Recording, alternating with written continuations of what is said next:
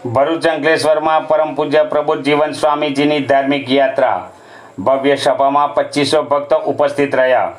હરિપ્રબોધમ પરિવારના પ્રાણાધાર તથા ચૈતન્ય જનની સમાન પરમ પૂજ્ય પ્રબોધજીવન સ્વામીજી 3 દિવસીય ધાર્મિક યાત્રા નિમિત્તે ભરૂચ અંકલેશ્વરના મહેમાન બન્યા હતા. ભક્તોમાં આધ્યાત્મિક ઉમંગ અને આનંદનું વાતાવરણ સર્જાયું હતું. આ યાત્રા દરમિયાન સ્વામીજીએ ભરૂચના ભોલાવ, મક્તમપુર, શક્તિનાથ, મંગલદીપ, જાડેશ્વર તેમજ અંકલેશ્વરના બોરભાઠા બેટ, અંકલેશ્વર જીઆઈડીસી સહિતના નાના મોટા ગ્રામ્ય વિસ્તારોમાં ભક્તોના ઘરે પધરામણીઓ કરી તેમના ઘર આંગણને પવિત્ર બનાવ્યા હતા.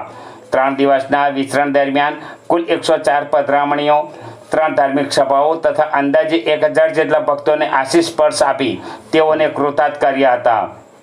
આ પ્રસંગને અનુસંધાને ભરૂચ સ્થિત આત્મીય સંસ્કાર ધામ ખાતે ભવ્ય ધાર્મિક સભાનું આયોજન કરવામાં આવ્યું હતું. આ કાર્યક્રમમાં આશરે 2500 ભક્તોએ ઉપસ્થિત રહી દર્શન તથા પ્રસાદીનો લાભ લીધો હતો.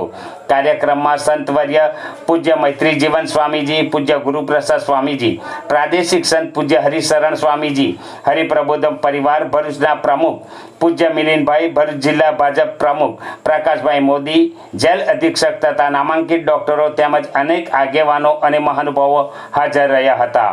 સભા દરમિયાન યુવક મંડળ દ્વારા સુંદર નૃત્ય પ્રસ્તુતિ તેમજ નેવર નેગેટિવ એવર પોઝિટિવ વિષય પર પ્રેરણાદાયક નાટક રજૂ કરવામાં આવ્યું હતું, જેમાં માનવી કેવી રીતે નકારાત્મક વિચારોની જેલમાંથી મુક્ત થઈ સકારાત્મક જીવન જીવશે તે અંગે અસરકારક સંદેશ આપવામાં આવ્યો હતો. અંતે પરમ પૂજ્ય પ્રબોધજીવન સ્વામીજીના પરાવાણીનો ભક્તોએ ભાવભેર લાભ લીધો હતો અને સમગ્ર કાર્યક્રમ આધ્યાત્મિક ઉત્સાહ તથા ભક્તિમય વાતાવરણ વચ્ચે સફળતાપૂર્વક પૂર્ણ થયો હતો. ઇંગ્લિશમાં વાક્ય બોલો કે જેવો સંગ કર્યો ના જીવનમાં અસર થાય.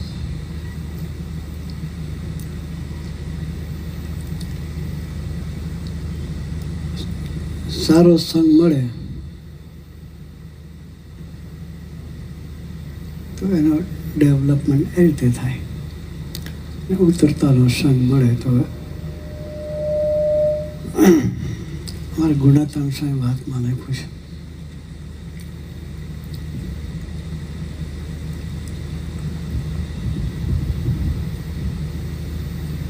સારાનો સંગ મળે તો 100 જન્મે એકાંતિક થવાનો હોય, આને આ જન્મે થાય. એકાંતિક એટલે ભગવાનનો ખરેખર ભગત. 100 જન્મ પછી થવાનો હોય, પણ જો સારાનો સંગ મળી જાય આને આ જન્મ થઈ જાય.